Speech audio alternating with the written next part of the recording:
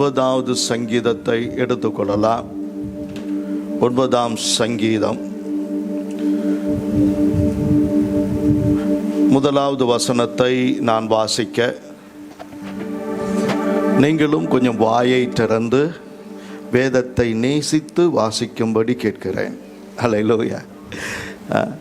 இந்த மாதம் தேவன் உங்களை ஆசீர்வதிக்கிற வார்த்தைகள், உங்களை நடத்துகிற வசனங்கள், உங்களுக்கு கர்த்தர் கொடுக்கிற சத்தியம், ஆண்டவர் கொடுக்கிற வாக்கு தத்தம், அது நிறைவேறும் என்று நம்பிக்கையோடு வாசிக்கணும். கர்த்தாவே, என் முழு இருதயத்தோடும் உம்மை துதிப்பேன், உம்முடைய அதிசயங்களை எல்லாம் விவரிப்பேன்.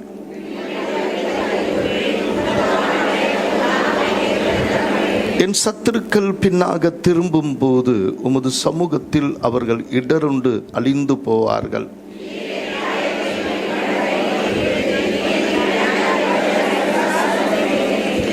ஜாதிகளை கடிந்து கொண்டு துன்மார்க்கரை அழித்து அவர்கள் நாமத்தை என்றென்றைக்கும் இல்லாதபடி குலைத்து போட்டீர்.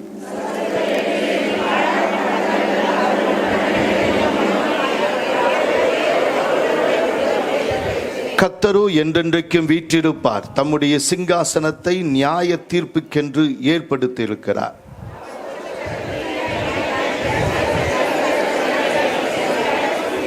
சிறுமைப்பட்டவனுக்கு கர்த்தர் அடைக்கலமானவர், நெருக்கப்படுகிற காலங்களில் அவரே தஞ்சமானவர்.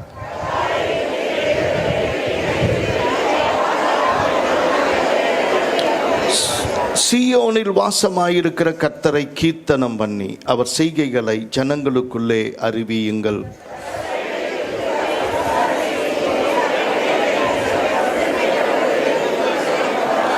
மரண வாசல்களிலிருந்து என்னை தூக்கி விடுகிற கர்த்தாவே, நான் உம்முடைய துதிகளை எல்லாம் சீயோன் குமாரத்தியின் வாசல்களில் விவரித்து உம்முடைய இரட்சிப்பினால் களி கூறும்படி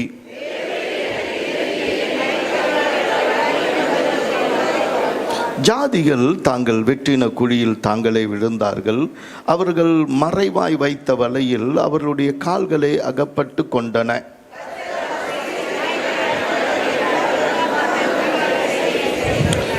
துன்மார்க்கரும் தேவனை மறக்கிற எல்லா ஜாதிகளும் நரகத்தில் தள்ளப்படுவார்கள்.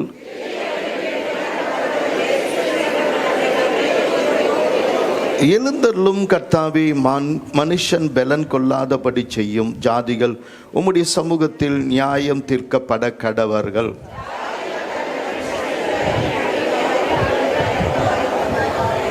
அல்லேலூயா. 18ஆம் வசனம், எளியவன் என்றென்றைக்கும் மறக்கப்படுவதில்லை. திரும்பி சொல்லுங்க, எளியவன் என்றென்றைக்கும் மறக்கப்படுவதில்லை. மீண்டும் சொல்லுங்க, எளியவன் என்றென்றைக்கும் மறக்கப்படுவதில்லை. சிறுமைப்பட்டவளுடைய நம்பிக்கை ஒருபோதும் கெட்டு போவதில்லை. திரும்பி சொல்லுங்க, சிறுமைப்பட்டவளுடைய நம்பிக்கை ஒருபோதும் கெட்டு போவதில்லை. இப்போ திரும்பி பைபிளை மூடிச்சு சொல்லுங்க, எளியவன் என்றென்றைக்கும் மறக்கப்படுவதில்லை, சிறுமைப்பட்டவருடைய நம்பிக்கை ஒருபோதும் கெட்டு போவதில்லை. அல்லேலூயா. உட்காரலாம். கர்த்தருக்கு ஸ்தோத்திரம். தேவனுக்கு மகிமை உண்டாகட்டும். ஒரு நாள் ஆண்டவரே இயேசுவே தன்னுடைய சீஷர்களை பார்த்து கேட்கிறார். எல்லாரும் போயிட்டாங்க, நீங்கள் மட்டும் சுற்றி இருக்கிறீங்க.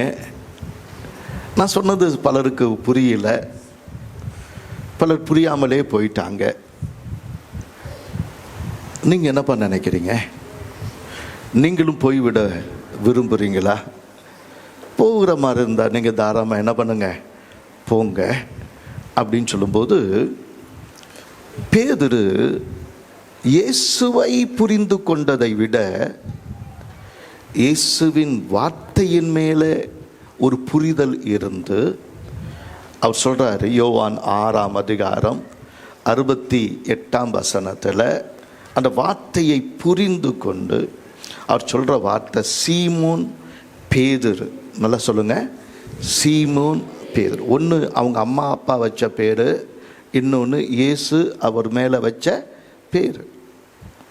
ஒன்று சீமோன் என்றால் நாணலை போல தள்ளாடுகிறவன். இங்கேயும் அங்கேயும் அசைகிறவன், நாணல். பேதுரு என்றால் திடமாய் நிற்கிற கல், பாறை. அப்ப அவனுடைய நம்பிக்கை எதன் மேல் கட்டப்பட்டிருக்கிறார்? அவளுடைய நம்பிக்கை. நம்ம சொல்றோம் நம்பிக்கை வீண் போவது இல்லை அப்படின்னு சொல்றோம். ஒரு நம்பிக்கை ஒருபோது என்ன பண்ணாது, வீணாய் போகாது. ஒரு நம்பிக்கை நிறைவேறும். உலகமே சொல்லுது நம்பிக்கை தான் வாழ்க்கை. எதன் மேல? அவர் சொல்றாரு, ஆண்டவரே யாரிடத்தில் போவோம்? யோவான் 6ஆம் அதிகாரம் 68ஆம் வசனம் சொல்லுகிறது. அவர் சொல்றாரு, ஆண்டவரே யாரிடத்தில் போவோம்? நித்திய ஜீவ வசனங்கள் உம்மிடத்தில் உண்டே. நித்திய ஜீவ வசனங்கள் உம்மிடத்தில் உண்டே. கர்த்தருக்கு ஸ்தோத்திரம்.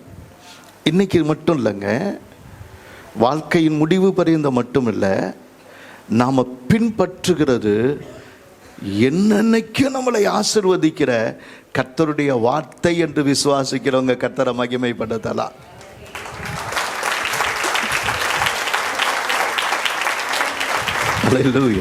கொஞ்சம் நல்ல கவனிங்க. ஒரே ஒரு பெரிய பிரச்சனை, நான் எல்லாருடைய வீடுகளுக்கும் முடிந்தவரை சிலருடைய வீடுகளுக்கும் போய் பார்க்கிறேன். எவ்வளவுக்கு நான் உயர்வான காரியங்களை சொல்லி, பரலோக ரகசியங்களை எடுத்து பேசி, நீ ஆசீர்வதிக்கப்பட்டவன் என்று சொல்லி, யூ ஆர் ஸ்பெஷல் என்று சொல்லி, நான் என்ன அனுப்பினாலும் அங்கே ஒரு வீட்டுக்கு போகும்போது, அவங்க வீதிக்கு போகும்போது, உங்கள் சமுதாயத்துக்கு போகும்போது, அப்படி வேலைக்கு போகும்போது மிக மிக மிக குறைவாக நடத்தப்பட்ட நிலைமையில், குறைவுகளை பார்த்த நிலைமையில், கஷ்டங்களை பார்த்த நிலைமையில், அன்னைக்கும் போராடுகிற ஒரு காலகட்டத்துக்குள்ள இன்றைக்கும் வாழ்ந்து கொண்டிருக்கிறான். எது கிரியை செய்யலன்னு நினைக்கிறீங்க?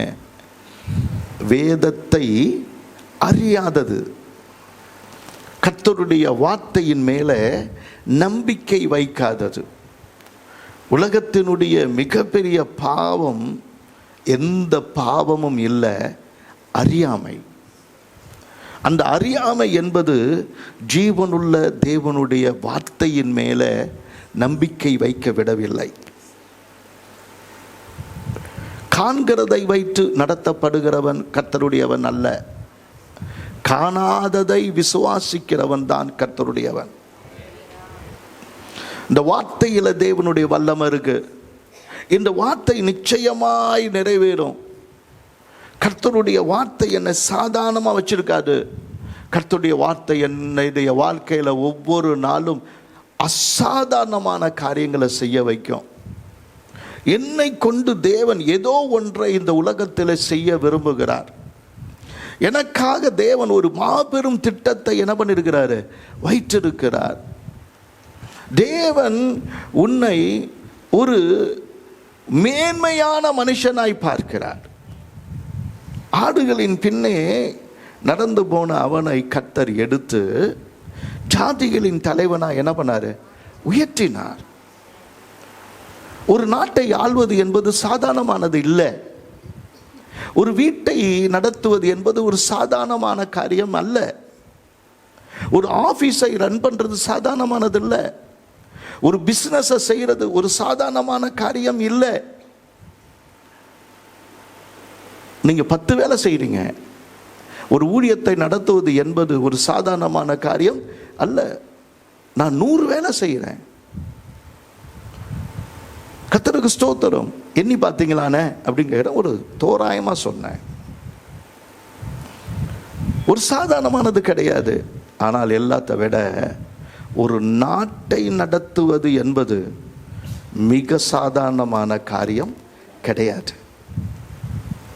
உனக்குள்ள இருக்கிற ஆளுகை, உனக்குள்ள இருக்கிற மேன்மை, உன்னை தேவன் ஏன் படைத்தார் என்கிற அந்த திட்டம், தேவன் உனக்கு வைத்திருக்கிற ரகசியமான காரியங்கள், உனக்காக ஆண்டவர் வைத்திருக்கிற நன்மைகளை 100ல் 1 கூட நீ அனுபவிக்கல.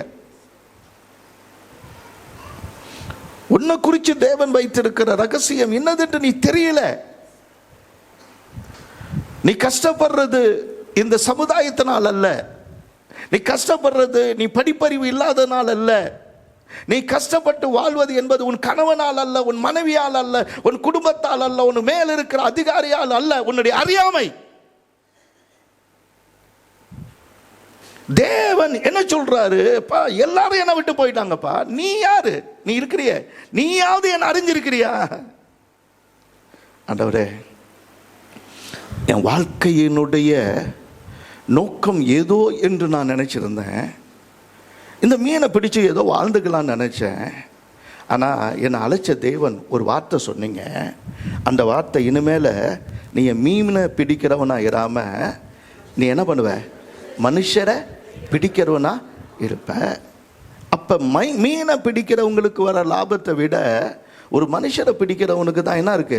லாபம் இருக்கு, அதிகாரம் இருக்கு, ஆளுகை இருக்கு, வல்லமை இருக்கு, சந்ததிகளுக்கு ஆசீர்வாதம் இருக்கு. அவன் பேர் உயர்த்தப்படும், அவன் தலை உயர்த்தப்படும், அவன் நன்மை பெருகும், அவன் எப்பொழுதுமே எல்லா தலையை விட உயர்ந்த இடத்துல வைக்கப்படுவான். நான் உணர்றேன், உங்கள் வார்த்தை என் வாழ்க்கையில் நிறைவேறும். நானெல்லாம் வாழலை, உங்கள் வார்த்தையினால் இன்னைக்கு பாறை போல அசைக்கப்படாத இருக்கிறேன். நித்திய ஜீவ வசனங்கள் உம்மிடத்தில் தான் உண்டு.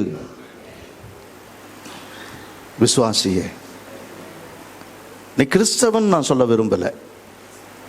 பைபிளில் எந்த இடத்துலையும் இயேசு கிறிஸ்தவன் என்ன பண்ணலை, நமக்கு பேர் சொல்லலை. ஒரு ஜாதிய, ஒரு மதத்தை, ஒன்று எதையோ ஒரு ஆஃபீஸை, ஒரு பெரிய பிஸ்னஸை என் ஆண்டவர் ஸ்தாபிக்க இந்த பூமியில் வரல. ஒரு பிஸ்னஸை ஸ்தாபிச்சு போயிருக்கலாம், உலகத்திலேயே பெரிய பணக்காரனாவது எப்படி என்று கற்றுக் கொடுத்துட்டு போயிருக்கலாம், வீடு நிறைய தங்கத்தை குவிச்சு வைக்கிறது எப்படி அப்படின்னு ஆண்டவர் என்ன பண்ணியிருக்கலாம், உனக்கு சொல்லி கொடுத்துட்டு போயிருக்கலாம். எனக்கு சொல்லி கொடுத்துருந்தா இன்னும் நல்லா இருந்திருக்கும். எல்லாருக்கும் அப்படிதான், தேவைகள் ஏராளம். தாராளமாக சந்தோஷமாக வாழணும்னு நினைக்கிற நமக்கு தேவைகள் ஏராளம். சந்தோஷத்தை அனுபவிக்க முடியல, சந்தோஷமாக வாழ முடியல.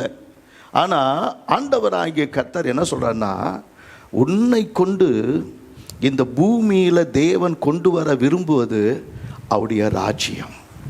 எத்தனை பேர் சொல்கிறீங்க? அல்லேலூயா, அல்லேலூயா. அது புசிப்பும் இல்லை, குடிப்பும் இல்லை. இதுக்கு மேலே ஒரு ஸ்டெப் மேலே வளரணுமா? எப்போ தான் மாறுவீங்க? எப்போ பார்த்தாலும் செக்கு மாடா நீங்கள் சுற்றி சுற்றி வர்றதுக்கு? ஐயா, நீ ஒரு நாள் ஆரம்பிச்சுட்டா ஒரு நாளில் சுற்றி சுற்றி வரையே அது ஒரு செக்கு மாடு கூட செய்யும். இப்பெல்லாம் செக்கு மாடு கிடையாது. பிசாசு நம்ம மேலே ஒரு நுகத்தை வச்சுட்டு, இதுதான் உன் வேலை, காலையில் ஏந்திரிச்சியா ராத்திரி வரைக்கும் 4 பாத்திரத்தை கழுவு, சாப்பாடை செய்யி, நீ சாப்பிடு, அப்புறமா அவ்வளோதான், தின்னணும் தூங்கணும். சொல்லுங்க, செக்கு மாடு. இவ்வளோ பெரிய உலகத்தை அறிகிற அறிவு இந்த மூளைக்குள்ள இருக்குதா இல்லையா? எந்த சப்ஜெக்ட் 200 மொழிகள் பேசலாமா இந்த மூளைக்குள்ள? 200 மொழிகள் பேசலாமா? பல கோடி வார்த்தைகள் உள்ள வைக்கலாமா? உலகத்தில் கண்டுபிடிக்கப்பட்டிருக்கிற எல்லா சூப்பர் கம்ப்யூட்டரை விட மேலானது எது இருக்கும்னா அது உன் மூளை. ஏதோ ஒரு மூளையில் உட்காந்துக்கிட்டு நீ ஏதோ ஒரு காரியத்தை சிந்திச்சுட்டு உட்கார்ந்து இருக்கிற. உன் சிந்தனையில் 199 அடுத்தவனை பற்றி, மற்றவங்க செய்த குறைகளை பற்றி, மற்றவங்க பேசின காரியங்களை குறித்து, மற்றவங்களை பற்றியே நினைச்சிட்டு இருக்கிற. உன்னை தேவன் அதிசயமாய் உண்டாக்கினார். உன் கையின் கிரியைகளை அவர் ஆசீர்வதிக்க விரும்புகிறார். உன்னை கொண்டு அவர் ஒரு ராஜ்யத்தை இந்த பூமியில நிறுவ விரும்புகிறார். ஏன்? உலகத்தில் வந்த ராஜாக்கள், ஜனநாயகம், கம்யூனிசம், இன்னைக்கு என்னென்ன விதத்தில் கேபிட்டலிசம், எல்லாமே தாறுமாறு. உலகத்தின் எந்த ஆட்சியும் சரியில்லை, எந்த காரியமும் சரியில்லை. எல்லாமே தலையிலா நடக்குது. எல்லாமே அவமானப்படத்தக்கதான காரியங்கள் எல்லாம் இன்னைக்கு ரொம்ப சட்டத்தை இயற்றி அப்படி ஆணும் பெண்ணுமா பரவாயில்லைங்க, ஒரு காலத்தில் விடு, கர்த்தர் நடச்சதெல்லாம் விட்டு, இப்போ ஆணு கல்யாணம் பண்ணிக்கோ, பெண்ணு கல்யாணம் பண்ணிக்கோ, இல்லை நீ கழுதைய கல்யாணம் பண்ணிக்கலாம், நீ நாயை கல்யாணம் பண்ணிக்கலாம், நீ பேயை கூட கல்யாணம் பண்ணிக்கோ.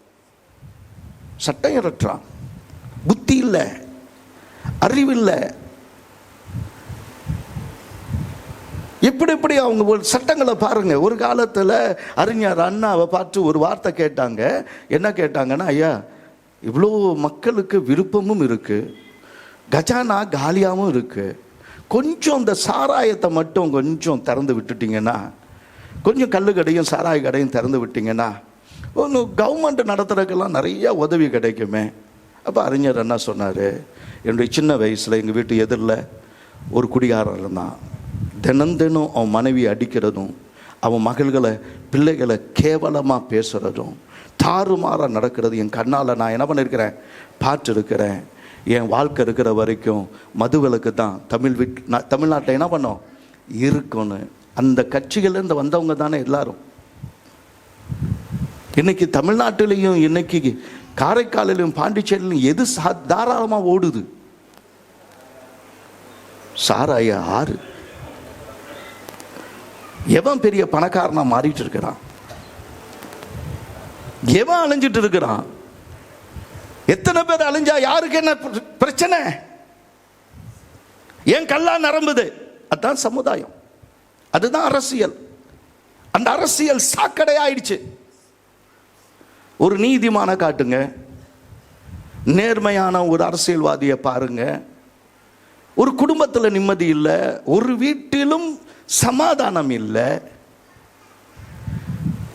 மனுஷனை ராஜாவாக மாற்றுவதற்கு ஆண்டவர் சொல்றாருப்பா, நான் 20 லட்சம் மக்களை வனாந்தரத்தில் நடத்தி வந்தேன், 20 லட்சம் மக்களை வனாந்தரத்தில் நடத்தி வந்தேன், ஒரு குறையும் என்ன பண்ணலை இல்லை. நீங்கள் கொஞ்சம் யோசிச்சு பாருங்க. 20 லட்சம் மக்களுக்கு நம்ம தண்ணி கொடுத்தாரு, தாராளமாக மண்ணா கொடுத்தாரு. இதை பற்றி தானே பேசுகிறோம். செருப்பு கூட என்ன பண்ணலை, கெட்டு என்ன செருப்பு என்ன ஆகல, பழசாப்பா என்னது கிரியில தேஞ்சு போகலை. ஓ இது வேற, தேஞ்சு போகலை. ட்ரெஸ்ஸு கூட ஒன்றால ஆகல. அன்னன்னைக்கு அவங்களுக்கு தேவையானது என்ன பண்ணுது எல்லாம் இருந்துச்சு. சரி, இதில் 20 லட்சம் பேர் வந்திருந்தாங்களே, அதில் என்னைக்காவது திருட்டு நடந்துச்சா, கொலை நடந்துச்சா? பைபிள் இருக்கா? திருட்டு நடந்துச்சு, கொலை நடந்துச்சு, இவன் பொய் சொல்லிட்டு இருந்தான், இவன் அநியாயம் பண்ணா, இவன் கூட்டு களவாணி வேலை பண்ணா, இதில் இவன் எதிர்ப்பில் கொண்டு இவன் தீவிரவாதி கூட்டம் இருந்துச்சு, துப்பாக்கி வச்சு ஒருத்தனை சுட்டுட்டு இருந்தான், ஊரை கொள்ள அடிச்சுட்டு இருந்தானுங்க, அவன் மனைவியை இவன் கெடுத்தான், இவன் மனைவி அவன் கெடுத்தான். பைபிள் எங்கேயா இருக்க? கொஞ்சம் நல்லா கவனிங்க. கர்த்தர் தெய்வமாக மாறின பிறகு, கர்த்தர் அவளுடைய ராஜாவாக கடந்து வரும்போது நீதியும் நேர்மையும் அங்கே உள்ள இருந்துச்சு. எத்தனை பேர் புரியுது? எது ஆட்சி? அல்லேலூயா. நீதியும் நேர்மையும் இருந்தது. கர்த்தருக்கு பயப்படுகிற பயம் இருதயத்தில் இருந்தது. அப்ப இருதயத்தில் இருந்த அந்த காரியம் அவர்களை பரிசுத்தமாய் அவர்களுக்கு பயத்தோடும் நீதியோடும் நடக்க பண்ணினது. ஆனால் ஒரு நாள் ராஜா வேணும்னாங்க. ஒரு ராஜா வந்தான். அந்த சவுல் ஆடினது முரட்டாட்டம், கீழ்ப்படியில முரட்டாட்டம். தாவீது வந்தான். தாவீது ஆடினது தப்பாட்டம். உரியாவின் மனைவி ஆகிய பெத்சபால்ட்ட பிரவேசிச்சு அவன் ஆடினது தப்பாட்டம். இன்னொருத்தன் வந்தான், அவன் பிள்ளை, அவன் பேர் என்னது? சாலமோன். அவன் 1000 மனைவிகளை கல்யாணம் பண்ணி அவன் ஆடினது களியாட்டம். சொல்லுங்க. அப்போ முதல்ல என்னது? முரட்டாட்டம், அப்புறம் தப்பாட்டம், அப்புறம் நானே உண்டாக்கின ஒரு காரியம். எல்லாம் ஆடிட்டானுங்க, ஆட்டித்தான் வச்சானுங்க. கர்த்தருக்கு ஸ்தோத்திரம். இதுதான் உலகத்தின் சட்டம். ஆனா ஆண்டவராகிய கர்த்தர் என்ன விரும்புறாரு? உன்னை நான் மறக்கல, நீ என் மேல வச்சிருக்கிற நம்பிக்கை ஒரு நாள் என்ன பண்ணாது, கெட்டு போகாது. ஆண்டவரே, அந்த ராஜ்யத்தை எங்க நடுவில் கொண்டு வர்றது எப்படி? உங்க ராஜ்யம் எங்க நடுவில் வரணுமே, உங்க ராஜ்யம் எங்க நடுவில் நடக்கணுமே. அட சொல்ல 2 நாளாகமம் 7:14 தெரிஞ்ச வசனம், அதுதான் நான் கொடுக்குறேன். 2 நாளாகமம் 7ஆம் அதிகாரம் 14ஆம் வசனத்தில் கர்த்தர் சொல்றாரு, என் நாமம் தரிக்கப்பட்ட என் ஜனங்கள். நான் கிறிஸ்தவன் அல்ல, நான் கர்த்தருடையவன். நான் கிறிஸ்தவன் சொல்றது தான் விரும்புறீங்க, நான் பெந்தகோஸ்தேக்காரன் சொல்றது தான் விரும்புறீங்க, நான் ஆல் டு ஜீசஸ் காரன் அப்படின்னு சொல்றதுல தான் பெருமை அடைகிறீங்க. இன்னைக்கு ஒரு வேலையும் இல்லை. எனக்கு காலையிலேருந்து எழுந்திரிச்சா முடிக்கிற வரைக்கும் இன்னைக்கு இவ்வளோ வேலை, அப்பா எவ்வளோ ஃபோனு, எவ்வளோ பேருக்கு அட்டன் பண்ணுறது, எத்தனை காரியங்களை செய்ய வேண்டியது இருக்குது அப்படின்னு நம்ம யோசிக்கிறோம். இல்லை, நானும் வேலை இழுத்து போட்டு உட்காந்து அதை படி இதை படி ஏதாவது செஞ்சுட்டு உட்காந்துருக்கிறேன். ஆனால் வேலை இல்லாமல் வெட்டி வேலை பார்க்கறது எப்படி? அதிகாலையில் கர்த்தரை தேடும் போது உன் வேலை உனக்கு கொடுக்கப்படும், உன் கூலி அன்னைக்கு சார்ந்ததுக்குள்ளே கிடைக்கும். நீ யார் இடத்துல வேலை செய்யற? எஜமான் அவர் தானே. அப்ப ஆண்டவர் சொல்லுகிற காரியம், ஆண்டவர் சொல்லுகிறது, அந்த தேசத்துக்கே நான் என்ன பண்ணுவேன்? சேமத்தை கொடுப்பேன். நீ ஜெபிக்கும் போது உன் தேசத்துக்கு ஆசீர்வாதம். நான் எப்பொழுதுமே 1ஆம் தேதி தேசத்துக்கும் ஜெபிப்போம். நம்முடைய தேசத்துக்கு தான் மெயினாக ஜெபிப்போம். ஏன் தேசத்துக்கு நாம ஜெபிக்கிறோம்? என் தேசத்துக்கு சேமம் வரணும். சேமம் என்ற வார்த்தை ஒரு வடமொழி வார்த்தை. ஆனால் அந்த சேமத்துக்கு அர்த்தம் என்னன்னா, வளமை வரும், என் தேசத்துக்கு சுகம் வரும், என் தேசத்துக்கு நிம்மதி வரும். 3 அர்த்தம். என் தேசம் வளமையாக இருக்கணும், என் தேசத்தில் இருக்கிறவங்க சுகமாக இருக்கணும், என் தேசத்தில் இருக்கிறவங்க நிம்மதியாக இருக்கணும். எத்தனை பேர் ஆமேன்னு சொல்கிறோங்க? கரங்களை தட்டி கர்த்தருக்கு ஒரு மகிமையை செலுத்தணும். அல்லேலூயா. நம்ம என்னமோ நினைக்கிறோம், நம்ம சும்மா நினைக்கிறோம். நம்ம ஜெபிச்சா பூமியில் எதை கட்டுறீங்களோ அது பரலோகத்தில் என்ன பண்ணும்? கட்டப்படும். பூமியில் எதை கட்டவிழ்ப்பீர்களோ அது பரலோகத்தில் கட்டவிழ்க்கப்படும். உன் நேரத்தை எதில் செலவு பண்ற? உன்னுடைய தனிப்பட்ட வாழ்க்கையில் எதற்கு முக்கியத்துவம் கொடுக்குறீங்க? அதெல்லாம் தான் கெட்டு போறீங்க. கர்த்தருடைய காரியங்களில் நீ உண்மையாக இருந்தா ஒரு நாளும் ஒரு மனிதன் கெட்டு போக முடியாது. தேவன் உன்னை நடத்தணும். ஆவியானவர் நம்மை நடத்துகிறவர். அவர் உங்களோடு கூட இருக்கிறபடியினாலே நீங்கள் அவரை அறிவீர்கள். தேவனுக்கு, கர்த்தருக்கு பேரு அதோனாய். அதோனாய் என்று சொன்னா மை ஓனர், என்னுடைய எஜமான். உங்க கணவன் உனக்கு எஜமான் கிடையாது. உங்க அப்பா அம்மா உனக்கு வேலை செய்கிற இடத்துல கூட யாவரும் எஜமான் கிடையாது. உங்க மனைவி உங்களுக்கு எஜமான் கிடையாது. நாளைக்கு எதாவது மிரட்டினாங்கன்னா என்கிட்ட வாங்க, நீ ஒன்றும் எனக்கு ஒன்றும் மாஸ்டர் கிடையாது. நீ எதா பண்ண, நான் டீ மாஸ்டர் ஆகிடுவேன். அல்லேலூயா. உன் பாஸ்டரும் உன்னை மிரட்டக்கூடாது. சொல்லி வைங்க பாஸ்டர்கிட்ட, அது எங்கே இருக்கிறான்னு தெரியல, சரி விடுங்க. யாரும் உங்களை என்ன பண்ணக்கூடாது? மிரட்டி வேலை வாங்க கூடாது. உங்களுக்கு ஒரே ஒரு மாஸ்டர் தான் இருக்கிறாரு. யார்? ஓனர் ஒருத்தர் தான் இருக்கிறாரு, கர்த்தர் தான். அல்லேலூயா. அவர் ஒரு பார்வையில் வேலை செய்யணும். நீங்கள் உன் வீடு சுத்தமாக இருக்கணும் அப்படின்னு அவருடைய பார்வை நோக்கமாக இருக்கு. உன் துணிமணி சுத்தமாக இருக்கணும், அவருடைய பார்வை நோக்கமாக இருக்கு. உன் வார்த்தை சுத்தமாக இருக்கணும் அப்படின்னு ஒரு நோக்கமாக இருக்கு. உன்னுடைய வாழ்க்கை சுத்தமாக இருக்கணும், தேவனுடைய நோக்கமாக இருக்கு. ஏன்? நம் நடுவில் உலாவ விரும்புகிறார். அப்பப்போ விசிட் பண்ணுறார், அப்பப்போ விசிட் பண்ணுறார். தங்க மாட்டேங்கிறார். சுத்தமான இருதயத்தில் தான் அவர் தங்குவார். மாஸ்டர், உன் எண்ணங்களுக்கு மாஸ்டர், உன்னுடைய இருதயத்துக்கு மாஸ்டர், உன் வேலைக்கு மாஸ்டர், உன்னுடைய வீட்டுக்கு மாஸ்டர், உன்னுடைய எல்லாத்துக்கும் அவர் தான். என்ன அர்த்தம்னா, என்னுடைய பாதுகாப்பும் என்னுடைய பராமரிப்பும் அந்த ஓனர்டன் தான் வருது, என் ஆண்டவர்டன் தான் வருது. சொல்லுங்க. கடவுளை ஏன் உலகத்தில் இருக்கணும் நம்புறான்? கடவுளை ஏன் நம்பணும்? ஏன்னா அவர் பாதுகாத்தா தான் ஒரு நாள் வாழ்க்கை, அவர் பராமரிச்சா தான் என் சாப்பாடு. அடிப்படை எல்லாத்துக்கும் கர்த்தர் போதுமானவர், அவருடைய வார்த்தை போதுமானது. கவனிங்க, கர்த்தருடைய ஆவியானவர் உங்களை நடத்துவாரானா, இயேசு வாயை திறந்து பேசுறது, தன்னுடைய ஊர்ல பேசுனது முதல்ல ரெக்கார்ட் ஆயிருக்கு. நம்ம வார்த்தையில தான் வாழ்றோம். நித்திய ஜீவ வசனங்கள் என்னிடத்துல இருக்கு.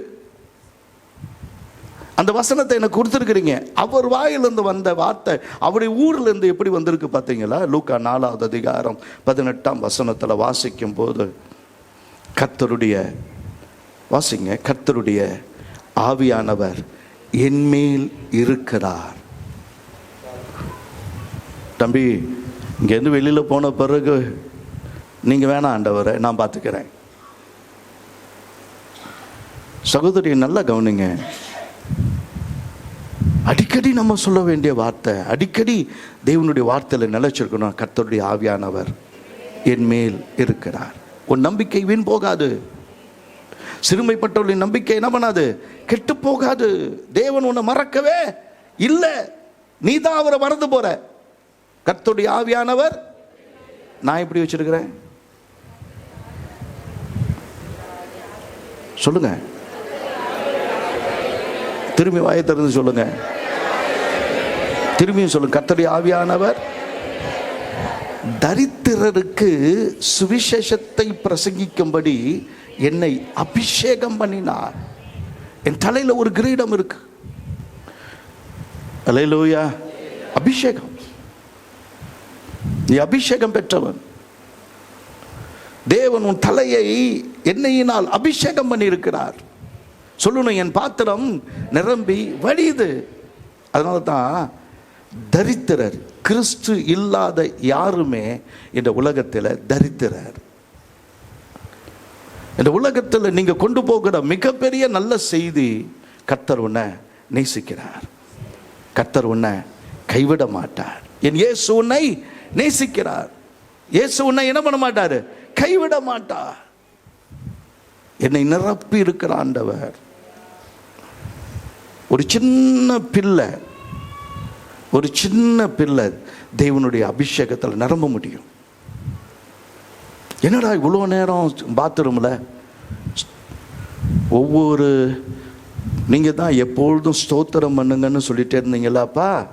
அதனால் ஒவ்வொரு மக்கையும் எடுத்தால் அது வேகமாக தண்ணி என்ன பண்ணுது? சூடு பண்ணி வச்சிருக்கிற தண்ணி சீக்கிரம் ஆயிடுது. அதனால் இன்னைக்கு கிளாஸு கொண்டு போனேன். அதனால் ஸ்தோத்திரம் ஏசப்பா, ஸ்தோத்திரம் ஏசப்பான்னு என்ன பண்ணேன்?